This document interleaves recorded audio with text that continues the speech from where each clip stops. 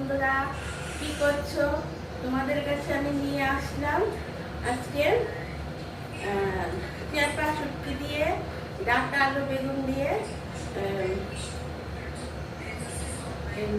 শুটকি মাছের তরকারি যেটাকে বলে, ডাঁটা আলু বেগুন দিয়ে। তোমরা যদি চেপা শুটকি না পাও, এই চেপা শুটকিটা মানে সবসময় সব জায়গায় পাওয়া যায় না, তোমরা চলে যে কোনো শুটকি দিয়েই করতে পারো। যে কোনো শুটকি দিয়ে করলে ওই শুটকিটাকে একটু গরম জল দিয়ে ভালো করে ধুয়ে, তারপর লটে লটে যদি হয় বা অন্য শুটকি হয় ভালো করে ধুয়ে নেবে। ধুয়ে তারপর শুটকিটাকে একটু মানে হালকা তেলের মধ্যে নুন হলুদ দিয়ে ভেজে নিও, গরম জল দিয়ে ভালো করে ধুয়ে। নাহলে শুটকির মধ্যে প্রচণ্ড বালি টালি থাকে, ওরা তো শুকোয় তো ওই বালির মধ্যে দিয়ে, আর গরম লাগছে।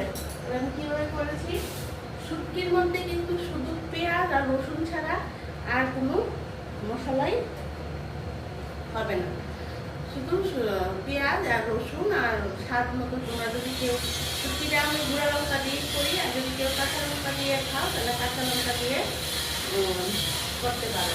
শুটকিটা একটু ঝাল ঝালই ভালো লাগে। তাহলে আমি কী করেছি, ডাঁটাগুলোকে ভালো করে ছুলিয়ে নিয়েছি, তারপর আলু লম্বা লম্বা করে কেটেছি, বেগুন কেটেছি, তারপর কড়াইয়ের মধ্যে তেল দিয়েছি।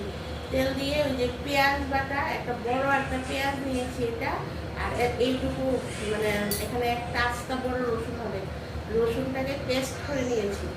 এটার মধ্যে একটু শুটকিটা কিন্তু খুব কম তেলে হয়, আর শুটকি বেশি তেলে ভালো লাগে না। তখন কী করেছি, ওই চেপা শুটকিটাকে আবার আলাদা করে সেই রকমভাবে ভাজতে হবে। তেলটা যখন গরম হয়েছে তখন তো আমি চেপা শুটকিটাকে ছুলিয়ে ওই তেলটার মধ্যে শুটকিটা দিয়ে দেওয়ার সময় শুনতে একদম গলে গেছে। তোমরা যদি লটা টটা হয় তাহলে তেলটার মধ্যে দিয়ে নুন হলুদ দিয়ে একটু ভেজে নিতে বলেছি। আর ওই মশলাটা পেঁয়াজ আর লঙ্কা স্বাদ মতো নুন হলুদ দিয়ে ভালো করে কষিয়ে নেবে। আর কোনো মশলা না, পেঁয়াজ আর রসুন আর লঙ্কা নুন হলুদ, এই ধীরে ধীরে সব কিছু শুটকির মধ্যে দেয় না।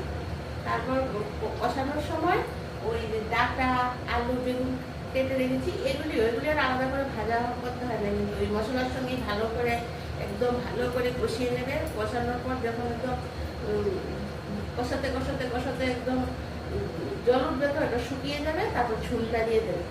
তারপর ঝুলটা দিয়ে দিলাম। ঝুলটা এখন আমার শুকনো শুকনো, একদম ডাঁটা ডাঁটাগুলি একদম নরম হয়ে গেছে, আলু টালু বেগুন টেগুন সব নরম হয়ে গেছে। আর আলু বেগুন ডাঁটা এগুলো কিন্তু আমাদের ভাজতে হয় না একসঙ্গে।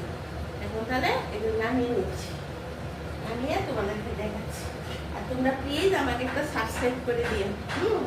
আর আমার বাকি ভিডিওগুলিও দুপুরে আসছে, সন্ধ্যায় আসছে, এগুলো সব তোমরা দেখবে, কিন্তু পুরোটা দেখবে।